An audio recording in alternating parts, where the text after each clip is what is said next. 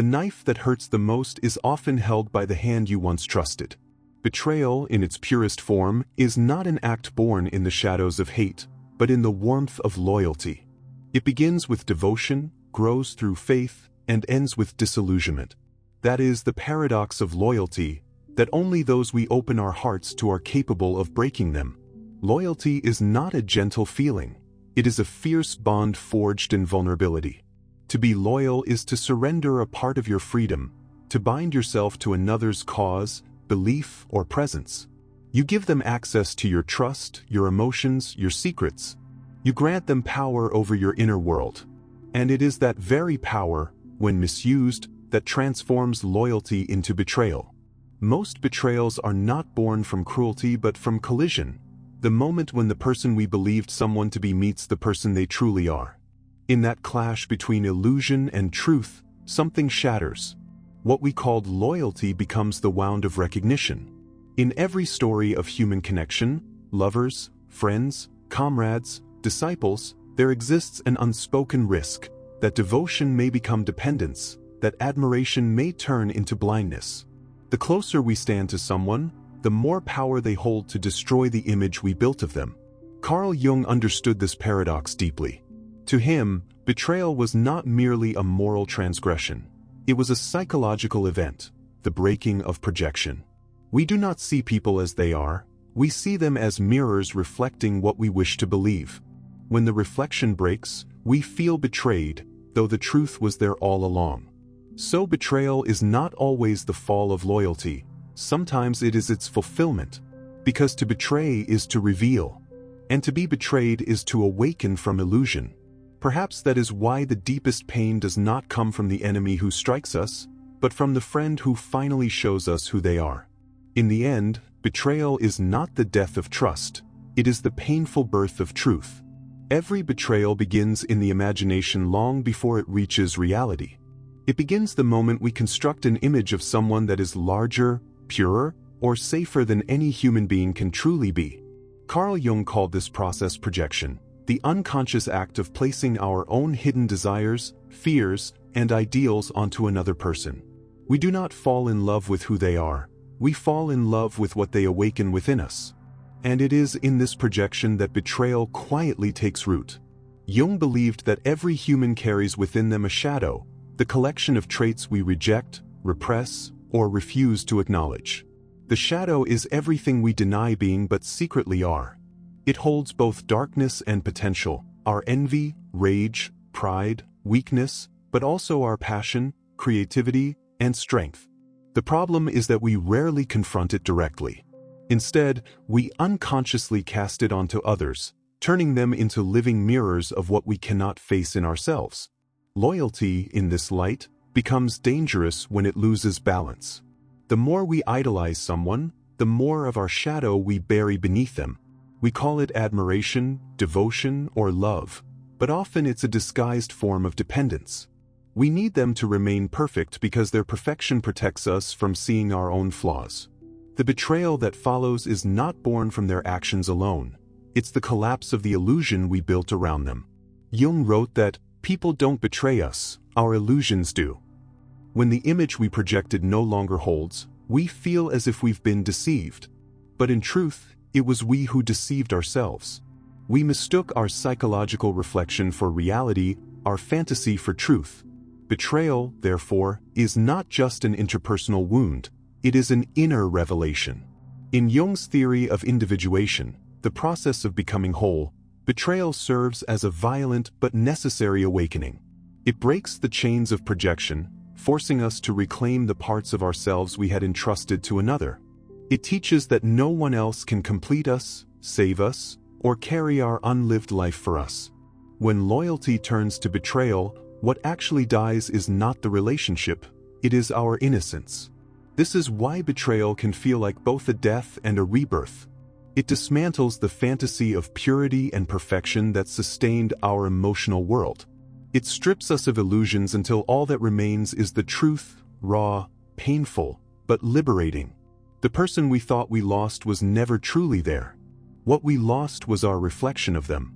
And when the grief subsides, what remains is clarity, the realization that betrayal is not the end of loyalty, but the beginning of self-knowledge. It is the moment when love, stripped of illusion, becomes understanding, when pain becomes wisdom, and when the shadow, once feared, becomes our guide toward wholeness. History is filled with moments that shock us, not merely because of their cruelty, but because of the intimate betrayal at their core. The stabbing of Julius Caesar on the Ides of March is remembered not only as a political assassination but as the ultimate collapse of trust. Brutus, once a son in loyalty to Caesar, became the instrument of betrayal. The emotional gravity of that act endures because it illustrates a timeless psychological truth. The closer someone is to us, the more devastating their turn can be. Jung would suggest that Brutus was not merely a traitor, he was a mirror reflecting Caesar's own vulnerabilities, the unacknowledged tension between dependence, power, and the shadow of authority. Similarly, in the realm of philosophy, Martin Heidegger's relationship with his mentor Edmund Husserl demonstrates a quieter, intellectual betrayal. Husserl nurtured Heidegger's early thought, granting him influence and trust within the philosophical community. Yet Heidegger eventually diverged, embracing ideologies Husserl could not endorse, creating a schism that was as much emotional as it was intellectual. The shadow here was subtle. The betrayal arose not from malice but from the collision of personal ambition, ideological evolution, and the unconscious desire to redefine the authority once trusted. Husserl's trust became the stage upon which Heidegger enacted his independence, a reminder that betrayal often stems from the unconscious pursuit of self-actualization within relational confines. Even the spiritual domain is not immune. Judas Iscariot's act of betrayal toward Jesus encapsulates the paradox of loyalty turned deadly. Whether driven by disillusionment, fear, or greed, Judas had walked alongside Jesus, shared in his ministry, and witnessed his teachings firsthand. Yet his intimate proximity created a psychological dependency. The power to act decisively, for better or worse, was entirely in his hands. Jung might interpret this as an archetypal demonstration of projection. Judas carried within him unintegrated shadows of doubt, envy, and desire for control, which the figure of Jesus catalyzed into action. The betrayal was the shattering of an idealized relationship, the violent unveiling of internal conflicts projected onto another. Across civilizations, betrayal repeats like a dark rhythm in the human psyche. Empires have fallen not only to armies but to the failure of trust. Revolutionary movements have imploded from the inside, leaders toppled by confidence, alliances fractured by personal ambition. These patterns are not accidental. Jung would argue that the betrayal archetype exists in the collective unconscious. It is a structural feature of human relationships. Loyalty, when tied to dependency, admiration, or idealization, creates fertile ground for collapse. The emotional intensity that binds people together is the same force that makes the rupture catastrophic. This historical lens reveals that betrayal is never merely a personal failing. It is a structural inevitability when human beings engage in deep attachment. Caesar and Brutus, Husserl and Heidegger, Jesus and Judas. These stories are mirrors. They show us that the mechanisms of trust, projection, and shadow integration transcend time and culture. Every instance underscores the same lesson. Loyalty carries within it the seed of betrayal, not because humans are inherently untrustworthy, but because the unconscious dynamics of power, dependency, and identity are always at play. Understanding this pattern allows us to see that betrayal is not the exception. It is the hidden architecture of human connection. Betrayal is rarely born in a vacuum. It begins quietly, often within ourselves, before it ever reaches another person. Jung taught that every human psyche harbors archetypes, universal patterns that govern behavior, desire, and conflict. Among these, the trickster, the shadow, and the persona are particularly instructive when examining betrayal. The trickster delights in disruption, challenging norms, and creating chaos in subtle ways. The shadow contains the hidden, often uncomfortable aspects of ourselves that we deny or reject.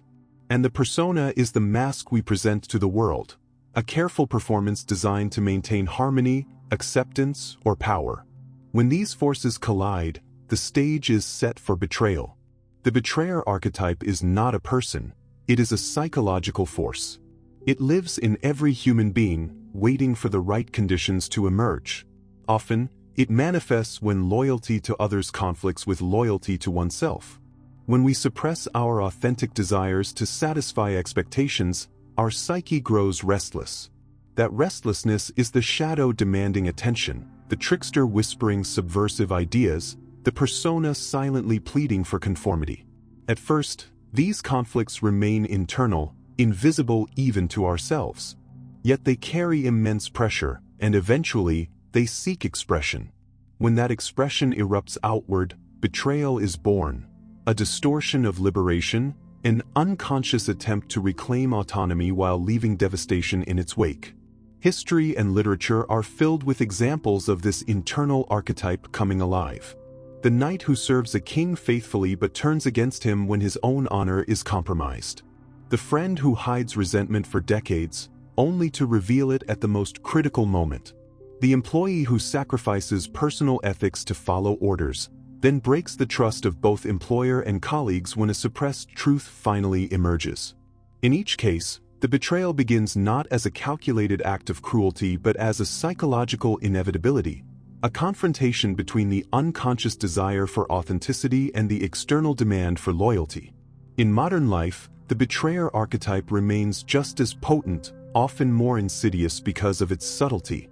In relationships, people abandon their boundaries to maintain connection, only to lash out when the suppressed tension becomes unbearable. In careers, employees or leaders compromise values for advancement, only to commit acts that undermine trust when the pressure to conform outweighs conscience.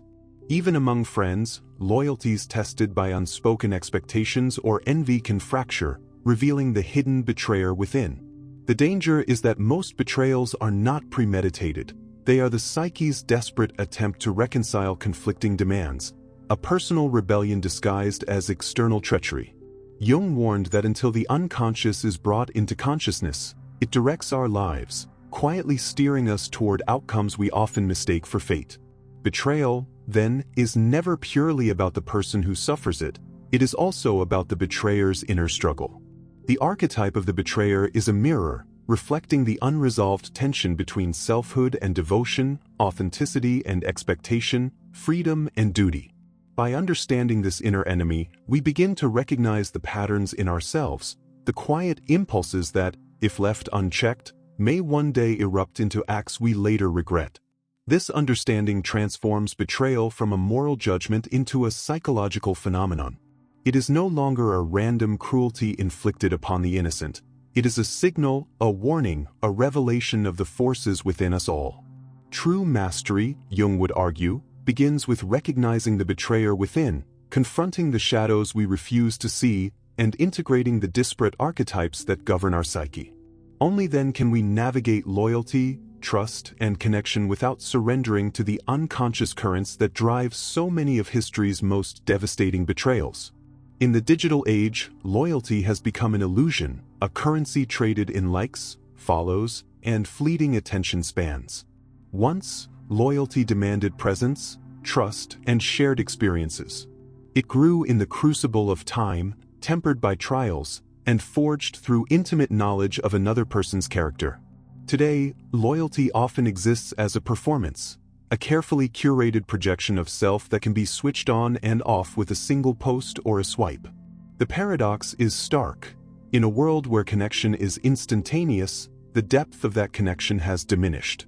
We are surrounded by millions, yet know almost none.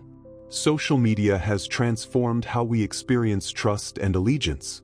Followers pledge devotion to celebrities, influencers, or public figures whose real lives they will never touch, forming relationships that are deeply emotional yet entirely one-sided. Parasocial bonds create a sense of intimacy, yet this intimacy is built upon carefully constructed illusions. People feel betrayed when these figures fail to match their idealized image, often reacting with intensity disproportionate to any real-world harm. In this ecosystem, betrayal no longer arises from moral transgression but from the collapse of a projected fantasy. Jung's concept of projection finds a vivid modern parallel. The persona we worship online reflects not the truth of the other, but the desires, fears, and unmet needs of ourselves. Corporate and professional loyalty has suffered the same fate. Employees once committed to organizations for decades now navigate workplaces as transactional landscapes. Allegiance is measured in rewards, recognition, and upward mobility. When promises falter, when status or image is threatened, betrayal manifests. Colleagues exploit weaknesses, brands abandon principles, and alliances dissolve as swiftly as they were formed. Loyalty, in this context, is no longer an emotional bond. It is a fragile contract, contingent on continuous validation and perceived benefit. Even interpersonal relationships bear the imprint of this transformation. Friendships, romances, and family bonds are increasingly performed in public forums, measured by likes, shares, and visible approval. Conflict is mediated through carefully chosen words and curated personas, while betrayal is often public and performative. The phenomenon of cancel culture exemplifies this dynamic. Devotion can turn into denunciation overnight when the projected ideal is breached. The intensity of the reaction is amplified by the collective, by the immediate witness of the digital crowd. Here, Jung's insights resonate with uncanny clarity. Our devotion is rarely to the person, but to the image we have projected onto them. When that image collapses, the betrayal feels catastrophic, even if the person behind it has done nothing objectively harmful. In this age of illusions, the most dangerous betrayals are subtle and systemic.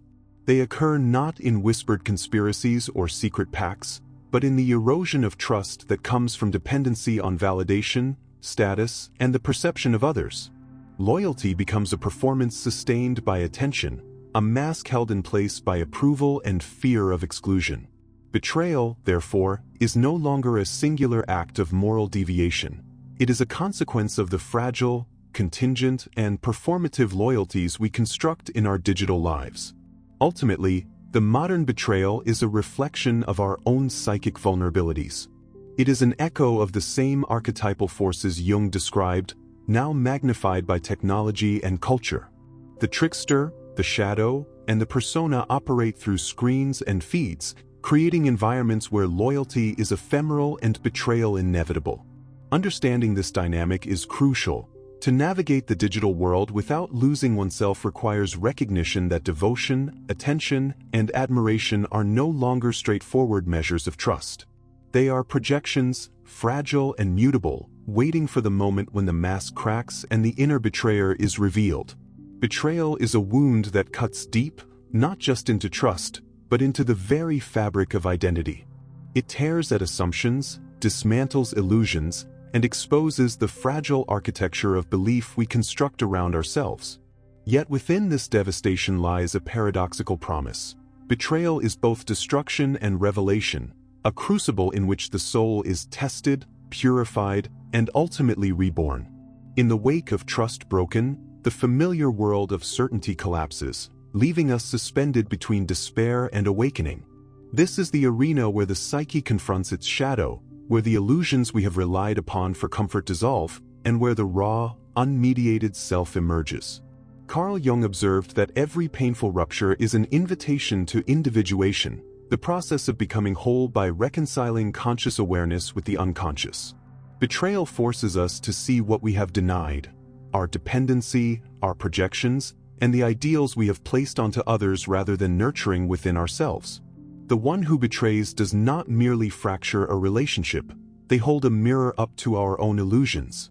The anger, grief, and disorientation that follow are not punishments but signposts pointing toward neglected truths within our own psyche. In this context, betrayal becomes a teacher.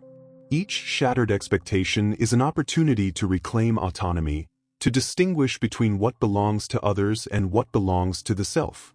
It challenges the observer to redefine love and loyalty, not as blind devotion or codependent attachment, but as conscious, deliberate engagement with the world.